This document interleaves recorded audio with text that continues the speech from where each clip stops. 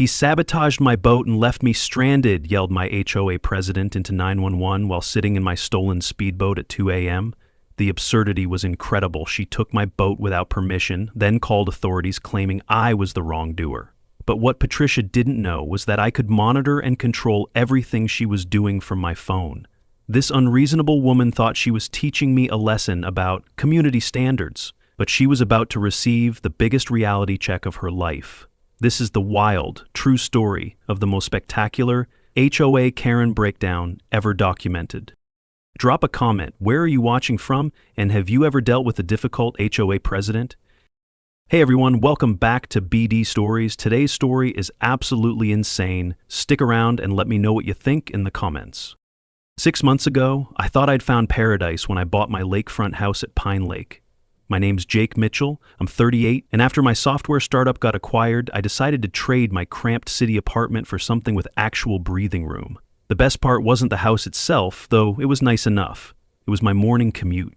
Instead of sitting in traffic for 2 hours, I could take my speedboat Thunderbolt across the lake to my office in 15 minutes. Pure blue water, morning mist, and the satisfying rumble of a well-tuned engine. It beats honking horns and exhaust fumes any day of the week.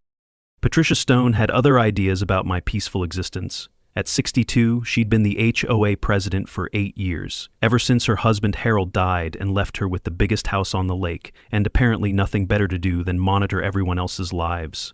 She was a former librarian, which explained her obsession with rules and her intolerance for anything louder than a whisper. Patricia lived alone in that massive house, and I'm pretty sure her only hobby was finding new ways to make her neighbors miserable.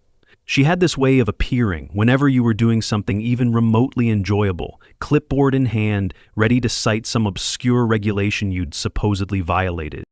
The trouble started in week 1 when Patricia sent me a friendly welcome letter with 12 pages of HOA rules highlighted in yellow. I read through it, chuckled at how thorough she was, and filed it away, thinking that would be the end of it. Week 2 brought the first complaint letter about my boat engine exceeding 65 decibels during morning hours. I checked my boat manual and the engine ran at 58 decibels, well within limits. I emailed back politely with the specifications, thinking this would clear things up. Patricia wasn't interested in facts. Week 3 escalated with a second complaint claiming my boat docking extended 3.2 feet beyond the designated area. She included photos taken from multiple angles with a measuring tape visible in each shot. I measured again, and my dock was exactly to code. Week 4 brought perhaps the most ridiculous complaint yet. Patricia claimed my life jacket hanging on my balcony violated community aesthetic standards under Section 4.7. When I actually read Section 4.7.3, it was about lawn furniture placement, not safety equipment. My patience was wearing thin, but I tried to stay diplomatic. Then came the photo incident that would later become legendary among my neighbors. During week 4, Patricia decided she needed photographic evidence of my supposed violations. She positioned herself behind a tree with this massive telephoto camera, like she was documenting some kind of wildlife crime. When I stepped out to start my boat that morning, I spotted her immediately. Instead of getting angry, I decided to have a little fun. I cheerfully waved and called out, "Good morning, Patricia. Beautiful day for photography."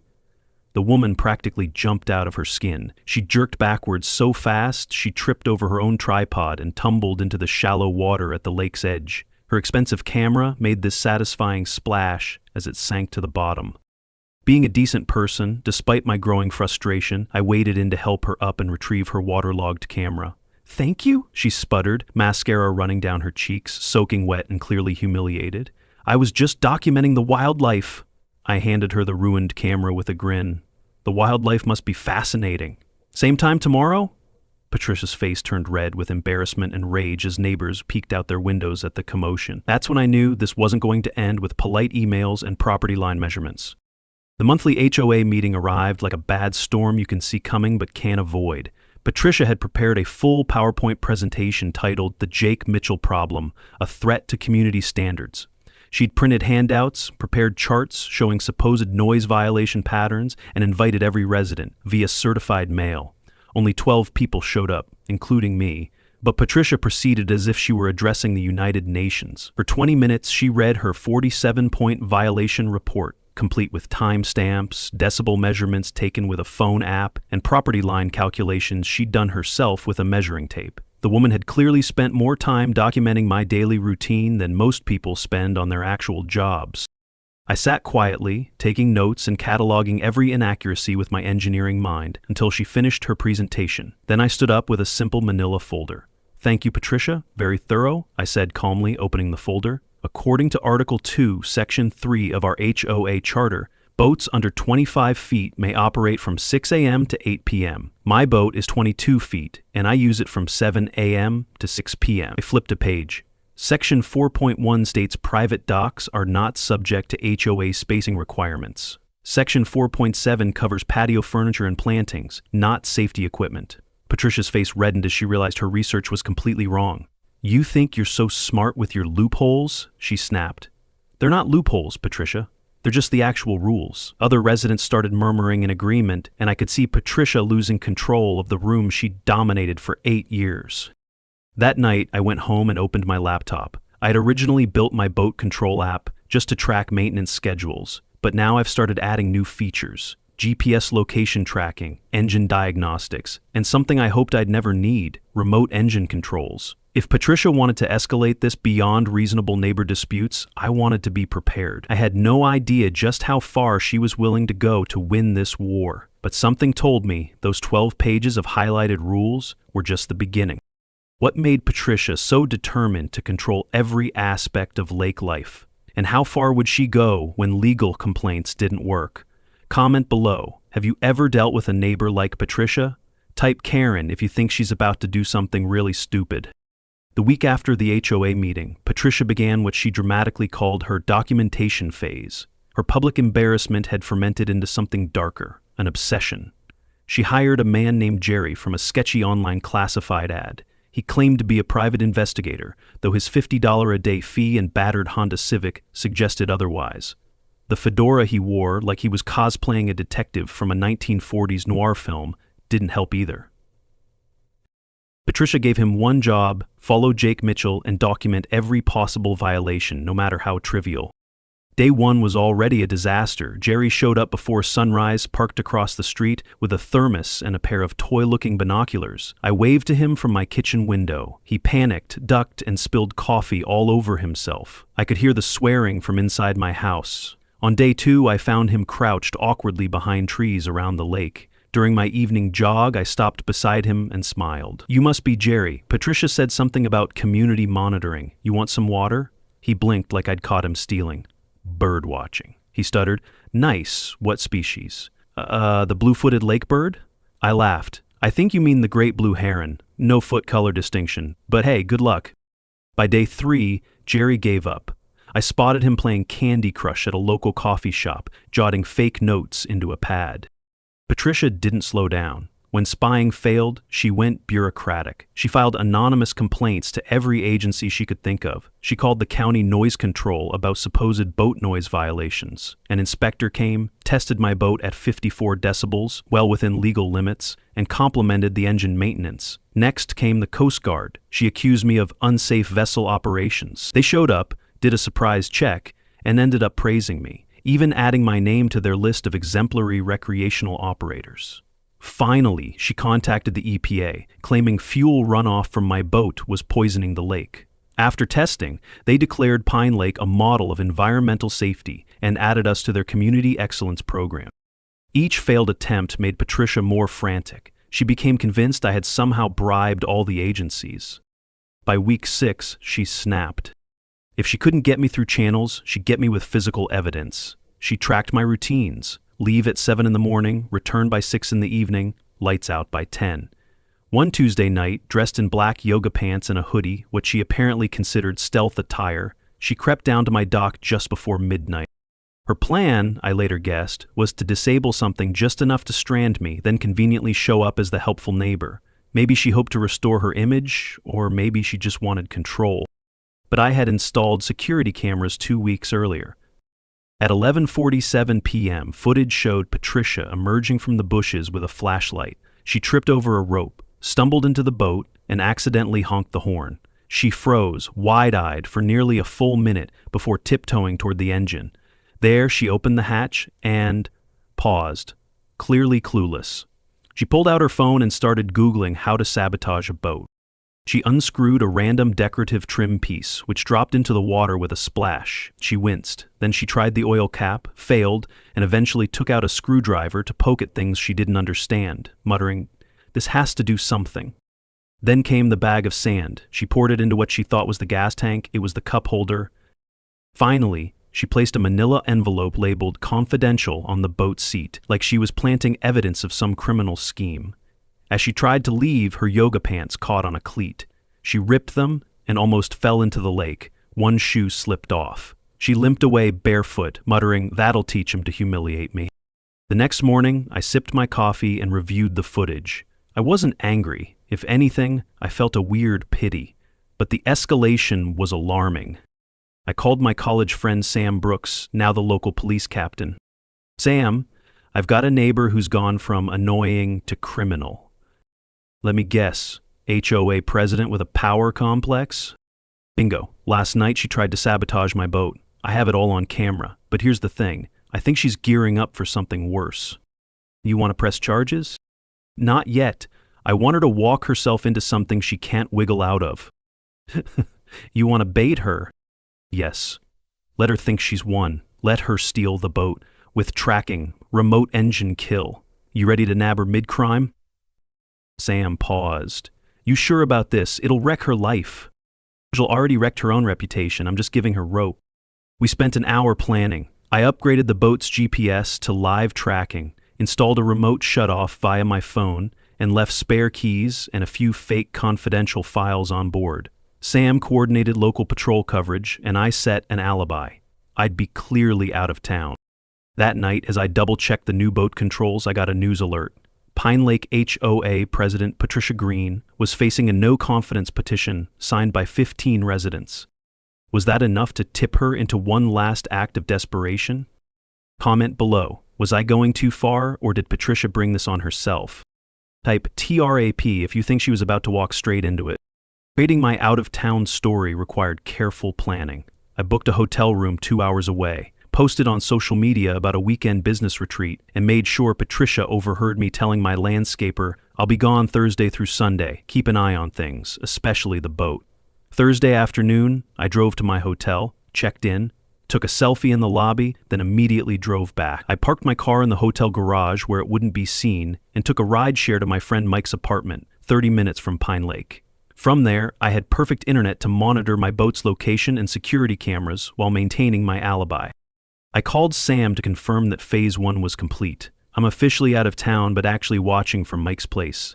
"The spare key?" he asked, sitting right on the boat seat, where even a blind person could find it. "The confidential documents bag is there too." "What's actually in the bag?" "Printouts of cookie recipes I found online. If she opens it looking for blackmail material, she'll find my grandmother's chocolate chip recipe and Martha Stewart's snickerdoodles." Sam laughed. "And if she doesn't take the bait? Then I'll know she's not as far gone as I think, and we'll call this off." "But Sam, I don't think that's going to happen." That same Thursday, Patricia received devastating news that pushed her past rational thought. The HOA board had called a special meeting for the following Tuesday to discuss leadership concerns. Mrs. Henderson had collected signatures from 18 residents requesting Patricia's immediate removal as president. The petition listed complaints that cut deep: excessive fines for minor infractions, harassment of residents over normal activities, waste of HOA funds on frivolous investigations, creating a hostile environment in their community, and abuse of authority for personal vendettas. Patricia sat in her empty house reading the petition over and over, Harold's photo on the mantel seeming to judge her. "I'm protecting our investment, Harold," she whispered. "Someone has to maintain the standards you and I built here." She poured a large glass of wine and stared across the lake at my house. My boat sat innocently at the dock, mocking her authority. In her mind, this wasn't about rules anymore. It was about respect, control, and proving she was right about me all along. "He started this war," she muttered, wine loosening her inhibitions. Mr. Perfect with his perfect boat and perfect rule knowledge.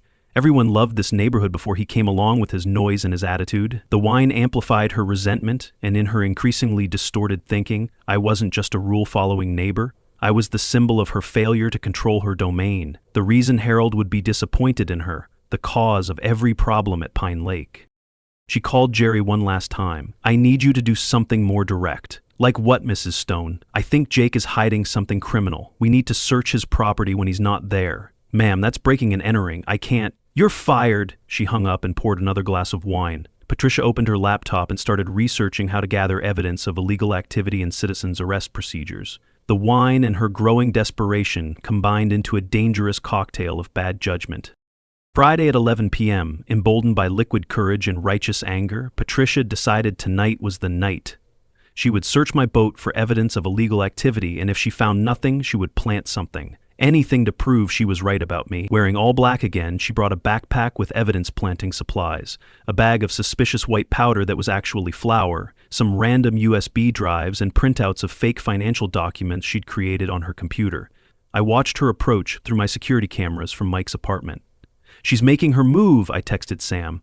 "I'm 10 minutes out from the boat launch," he responded. "Don't activate anything until I'm in position." Patricia reached the boat and immediately spotted the spare key on the seat.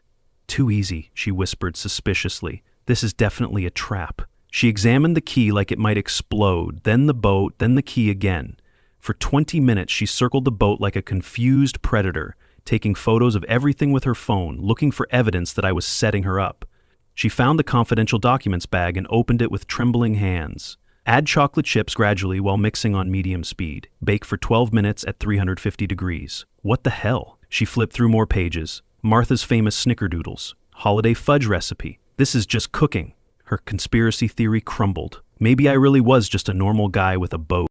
But then the wine-fueled rage returned, mixed with embarrassment at being fooled by cookie recipes. No, he's making fun of me. Fake documents. He knew I'd search his boat, and he's laughing at me. She pocketed the spare key and stormed back to her house, but the key burned in her pocket like a guilty secret. Saturday at 1 a.m., Patricia lay awake staring at the ceiling. The key sat on her nightstand, taunting her. She kept thinking about the HOA meeting next Tuesday, the petition, and the residents who used to respect her. "One boat ride," she whispered to herself. "I'll take his precious boat for one trip around the lake. Let him wonder where it went. Let him feel powerless for once." She grabbed the key and marched back to the dock, her decision made. This time, I was ready. "She's back," I texted Sam. "This looks like the real attempt." Engine started. I watched Patricia climb into Thunderbolt and insert the key. The engine turned over perfectly. "She's in. Engine running. I'm positioned at the boat launch. The moment you cut the engine, I'll head out." At 1:15 a.m., Patricia, sitting behind the wheel of a stolen speedboat, suddenly felt powerful for the first time in months. The engine purred beneath her. The lake stretched out before her like her personal kingdom, and I was nowhere to be seen. "Let's see how you like losing something important," she said, and pushed the throttle forward.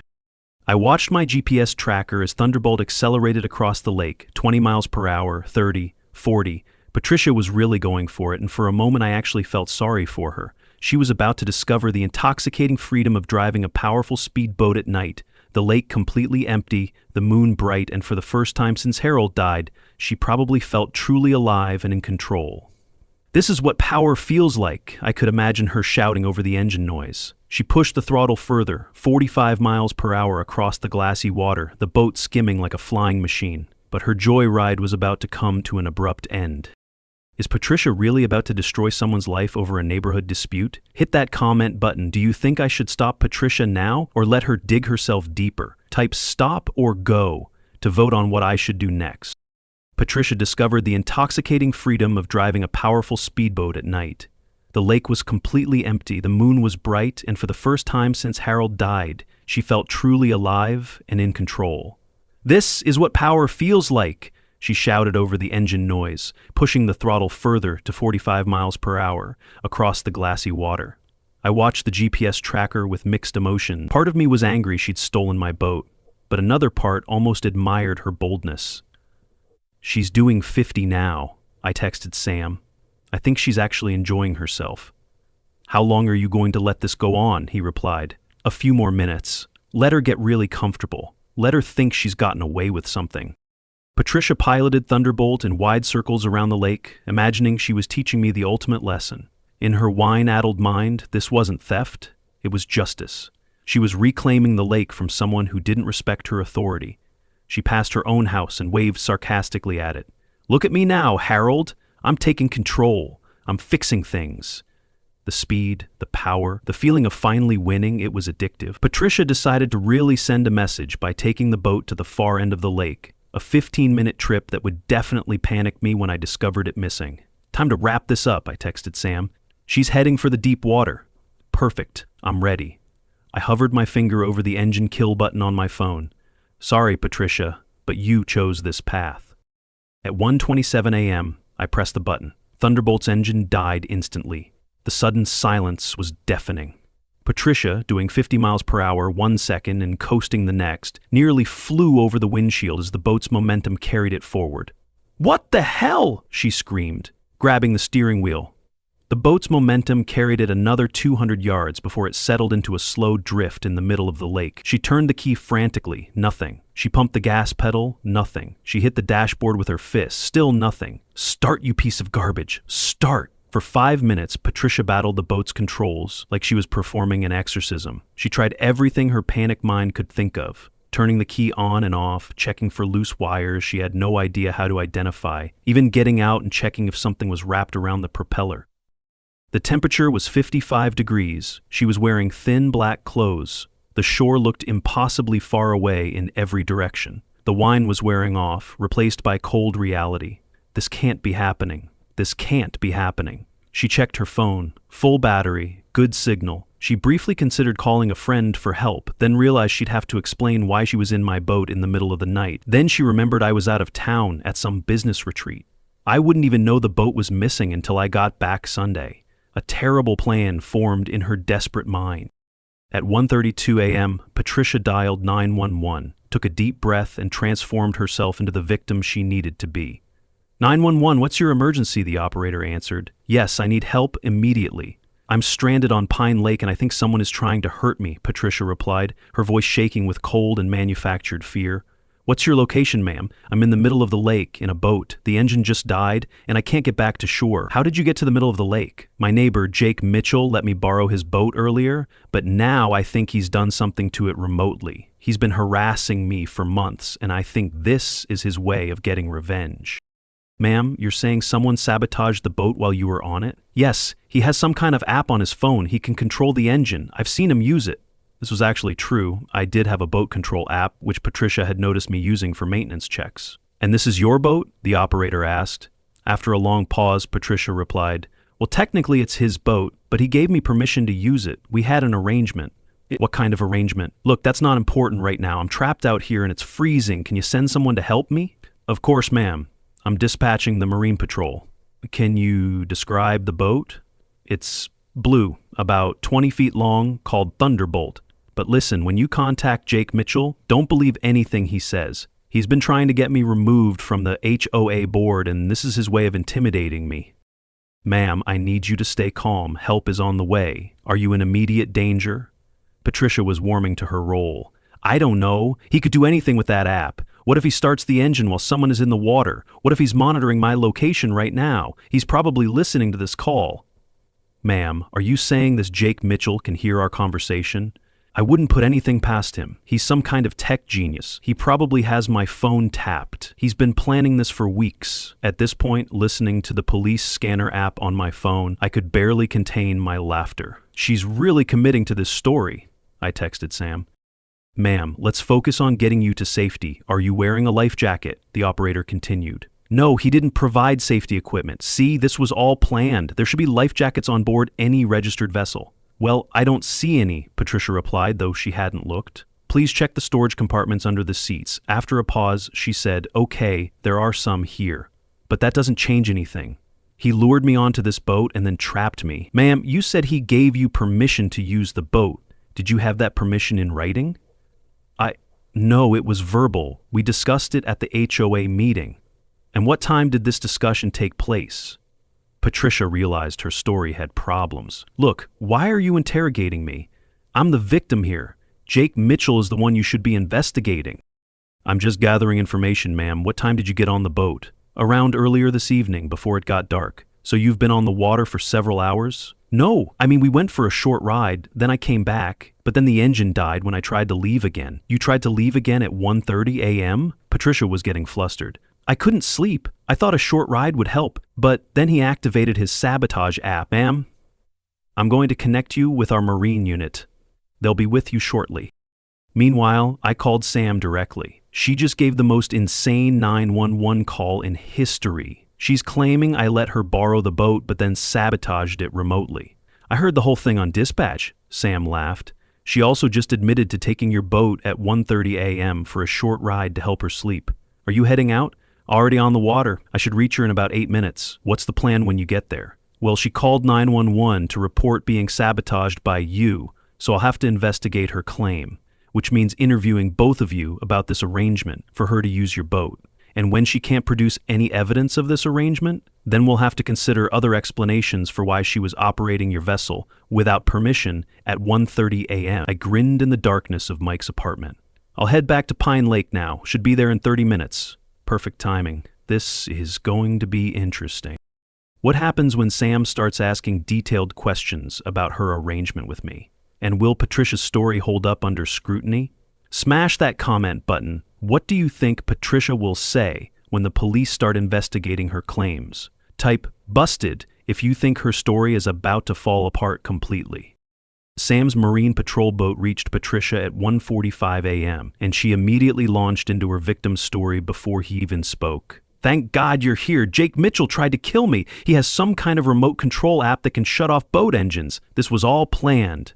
Sam maintained professional composure despite knowing the truth. "Ma'am, I'm Officer Brooks. Let's get you safely back to shore first. Then we'll sort this out." As he helped Patricia onto his patrol boat, he asked routine questions designed to poke holes in her story. "Can you tell me again exactly how you ended up on Mr. Mitchell's boat?" "He gave me permission. We had an arrangement." "When was this arrangement made?" "At the HOA meeting last week." "And what time did you board the boat tonight?" Patricia realized she'd already given conflicting information to the 911 operator. Well, it was earlier, but then I came back later because I couldn't sleep." "So you took the boat twice tonight?" "No, yes, but the second time was when he sabotaged it." Sam towed Thunderbolt behind his patrol boat while Patricia continued digging herself deeper. "And Mr. Mitchell was present when you took the boat the second time?" "No, he's out of town. That's how I know he used his remote app." "So he gave you permission to use his boat while he was out of town?" "Well, not exactly, but we had an understanding." By the time they reached the dock, Patricia had changed her story 4 times and contradicted herself on every major detail. "Ma'am, I'm going to need you to come to the station to file a formal complaint about this incident." "Good. I want Jake Mitchell arrested immediately for attempted murder.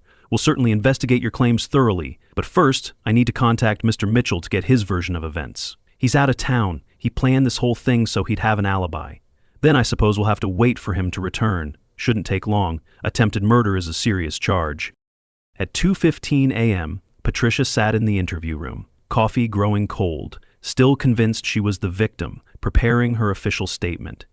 She'd had 45 minutes to refine her story and felt confident about her version of events. Patricia hired a cheap lawyer who called me, threatening legal action. "My client will sue you for entrapment and endangerment," the attorney warned over the phone. I had one stressful day, barely eating, wondering if I'd gone too far with my plan. But 24 hours later, an email arrived. "Mr. Mitchell, after reviewing the evidence, we're dropping Miss Stone as a client. This case is too clear-cut."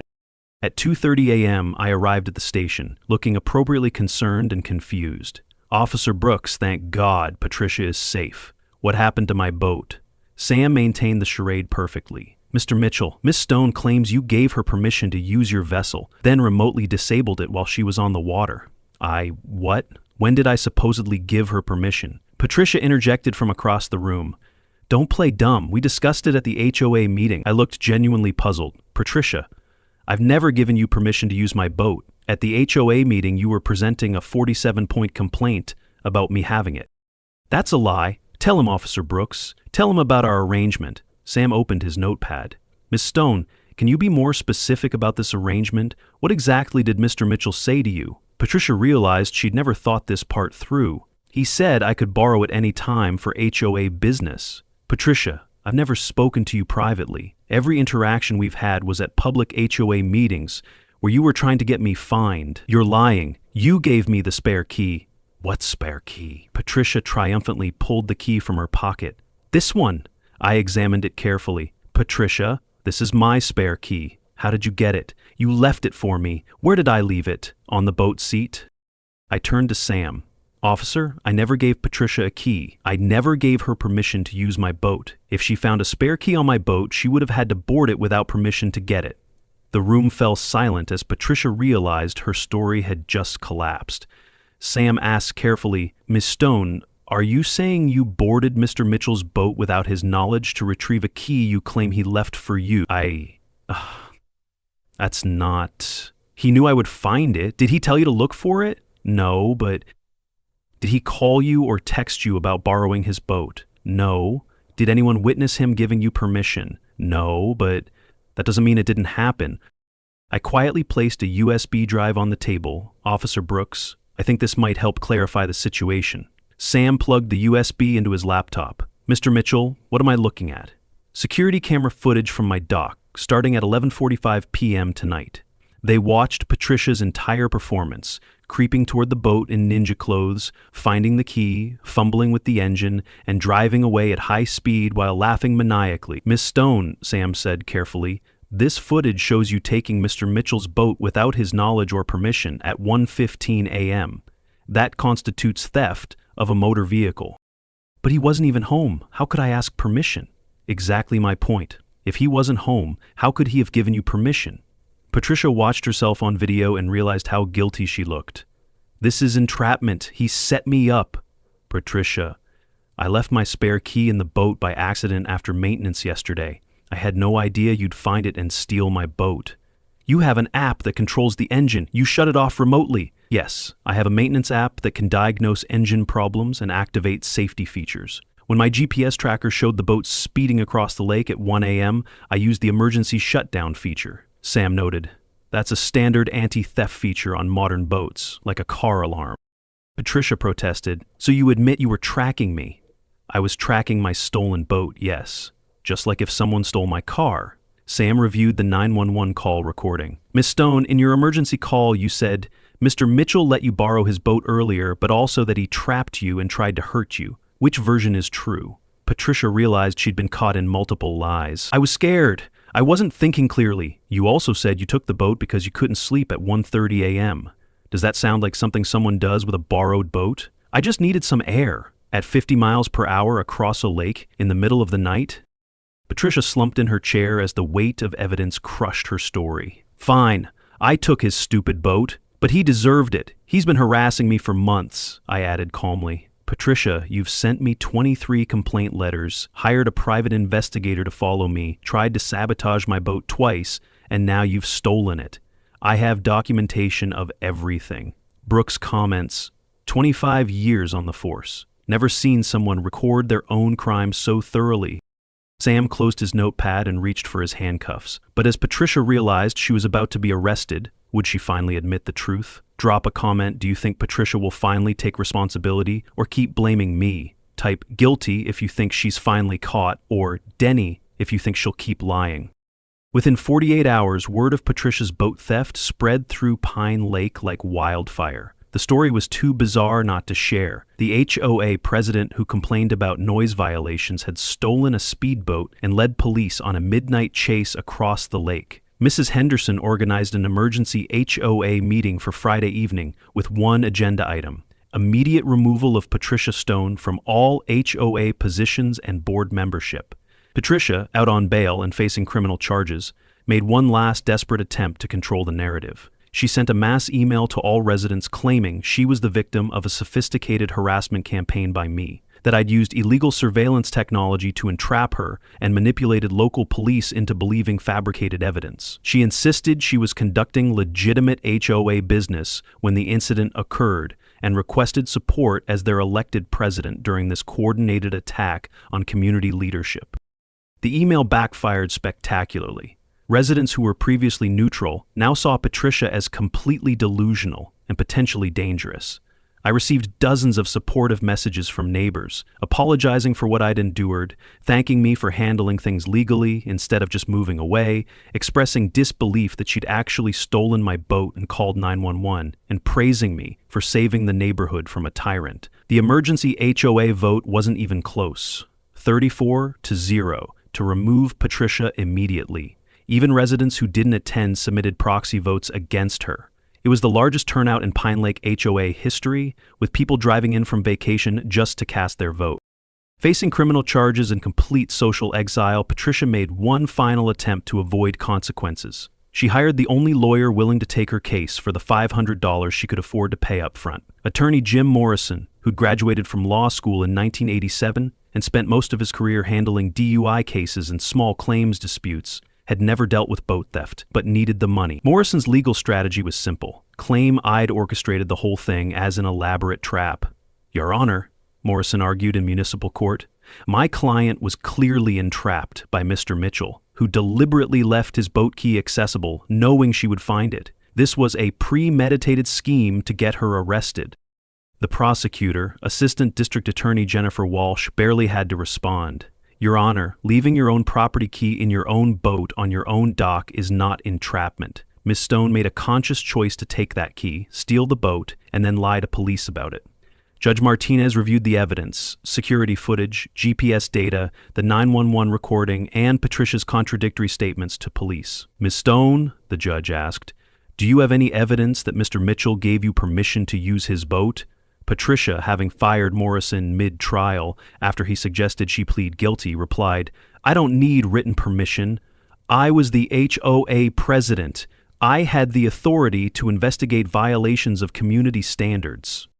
What violations were you investigating at 1:30 a.m.? Noise pollution, safety violations, illegal use of community waterways. He could have been using the boat for criminal purposes. By stealing the boat yourself and operating it at high speed across the lake? I was gathering evidence of his reckless behavior patterns. Judge Martinez had heard enough. Ms. Stone, you stole a motor vehicle, lied to police officers, and wasted emergency resources. Your former position as HOA president gave you no authority to take someone else's property without permission. The sentence was 6 months jail suspended, 2 years probation, $8,000 in fines, 200 hours of community service, a lifetime ban from any HOA leadership positions, and a 5-year restraining order prohibiting contact with me or my property. The removal of Patricia created an immediate positive transformation at Pine Lake. The new HOA board, led by Mrs. Miller, a retired teacher with no relation to me despite the name, implemented common-sense policies that focused on community building rather than enforcement. Complaints had to be specific, documented, and based on actual rule violations. No more than 1 complaint per resident per month was allowed. All fines required approval from a 3-person committee after investigation. Private investigators and surveillance of residents were strictly prohibited. Board meetings focused on community improvement projects, not violation enforcement. A good neighbor policy encouraged direct communication before formal complaints, and they established the Patricia Stone rule. Any HOA officer receiving more than 3 legitimate harassment complaints would face immediate board review. I became something of a local hero, but handled the attention with characteristic humility. At the first post-Patricia HOA meeting, residents gave me a standing ovation when I entered. Thank you all, I said, but I didn't do anything special. I just documented everything and let the legal system handle it properly. Mrs. Henderson stood up and said, Jake, you showed us that we don't have to accept bullying from people in authority positions. You stood up for all of us who were too afraid to speak up. The new HOA board voted unanimously to officially apologize to me for Patricia's harassment campaign, reimburse me for legal expenses and security equipment costs, create a Neighbor Appreciation Day annual event to build community instead of division, and establish a memorial fund for positive community projects in Harold's name, which felt like the right thing to do.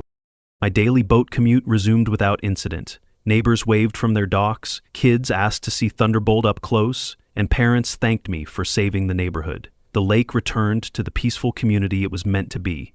Property values actually increased over the following months as word spread about Pine Lake's transformation from HOA nightmare to model community. The security cameras around my dock were repurposed as a community watch system, helping neighbors monitor each other's property during vacations and providing peace of mind for elderly residents.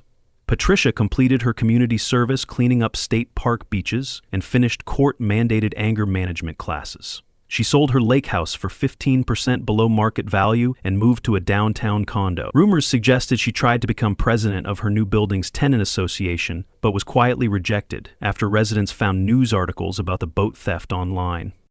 3 months later, I hosted a small barbecue on my deck. 25 neighbors attended, more than had gathered socially at Pine Lake in years. As the sun set over the peaceful lake, my phone buzzed with a text from Sam. Heard Patricia completed her community service. How's the neighborhood? I looked around at my friends and neighbors enjoying themselves, then typed back, perfect. Couldn't be better. But I had no idea what surprise announcement was coming next. Comment below, do you think I deserved this happy ending? Type hero if you think I handled Patricia perfectly, or karma if you think she got what she deserved. 6 months later, Pine Lake had transformed into the community everyone hoped it could be. The new HOA focused on organizing social events rather than enforcing petty rules. Monthly Lake Day celebrations brought families together, and a community boat safety course taught kids proper water recreation. Property values had increased by 12% because people actively wanted to live in a neighborhood known for being friendly and supportive rather than litigious and hostile. I'd settled into a comfortable routine as the unofficial neighborhood tech guy, helping elderly residents with their devices and teaching teenagers about boat maintenance. My morning boat commute had become a beloved local landmark. Kids waved from their docks, and I sometimes gave weekend boat rides to families whose children now wanted to be boat engineers when they grew up. The security cameras around my dock had been repurposed as a community watch system, helping neighbors monitor each other's property during vacations. Patricia, meanwhile, had completed her community service cleaning up state park beaches and finished court-mandated anger management classes. She'd sold her lake house for 15% below market value and moved to a downtown condo, where rumors suggested she'd tried to become president of her new building's tenant association, but was quietly rejected after residents found news articles about the boat theft. I rarely thought about her anymore, except when new neighbors asked about the legend of the HOA. Karen and I had to retell the story. I'd become something of a local celebrity, the man who stood up to neighborhood tyranny with patience, documentation, and just the right amount of clever planning. Life at Pine Lake was good, really good, almost too good to last. On a sunny Saturday morning in late summer, I was watching Thunderbolt when Mrs. Miller approached, with a mysterious smile and a small crowd of neighbors following behind her. "Jake, can you gather everyone for a quick announcement? I have some very interesting news about our community." Within 20 minutes, curious neighbors assembled on my deck and boat dock. Mrs. Miller had been uncharacteristically secretive about this meeting, only saying it was the best news Pine Lake had had in years. "Thank you all for coming," she began, clearly excited. "As you know, our community has been through some significant changes this year. We've learned valuable lessons about the importance of good neighbors, fair leadership, and standing up for what's right." People nodded, wondering where this was going. I noticed several neighbors grinning, like they were in on a secret. Well, I'm happy to announce that Pine Lake is getting a very special new neighbor. Specifically, we're getting a new resident at 47 Lakeshore Drive.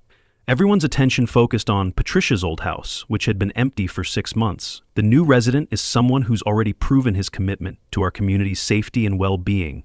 Someone who knows how to handle difficult situations with professionalism, fairness, and just the right amount of authority. Someone who has experience dealing with challenging personalities and ensuring that justice is served appropriately.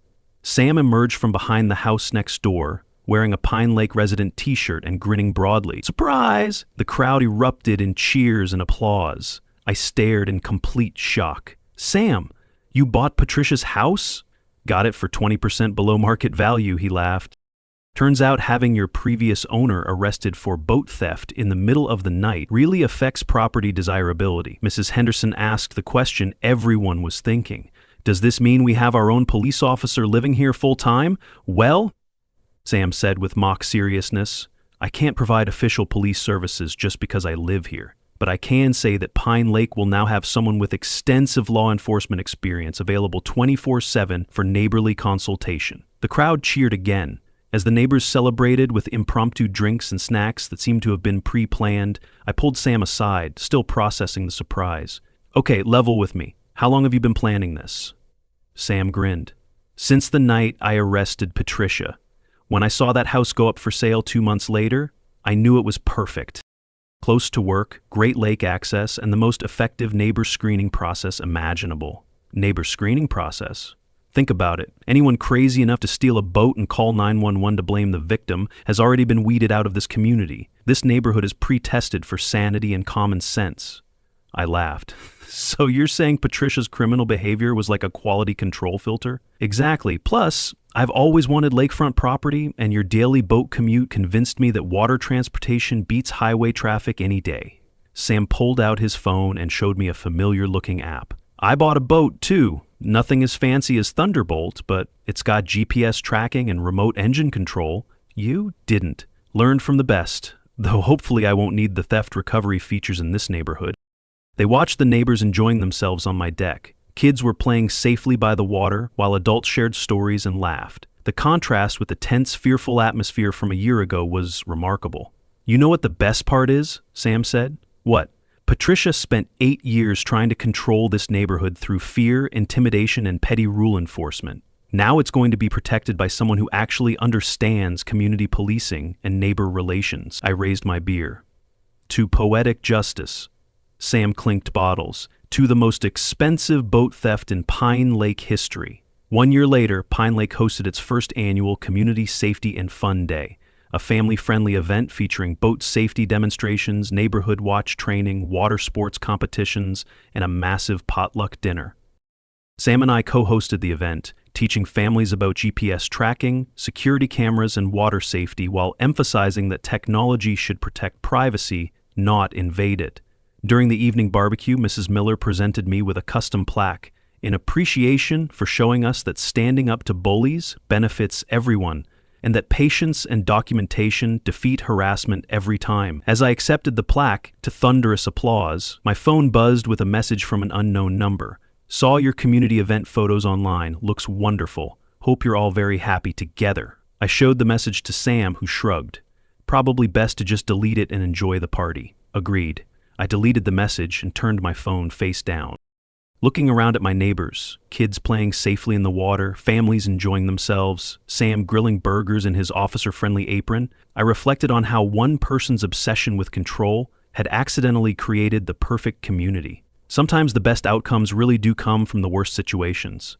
As the celebration continued, I noticed a for sale sign going up at another house across the lake. I nudged Sam and pointed. Think we should run a background check on whoever buys that one? Sam grinned. Already on it. This neighborhood has standards to maintain. The perfect community was about to get even more perfect.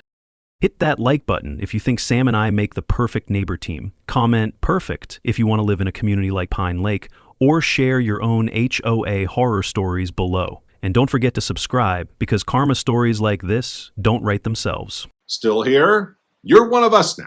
Subscribe to BD Stories and binge like your group chat depends on it.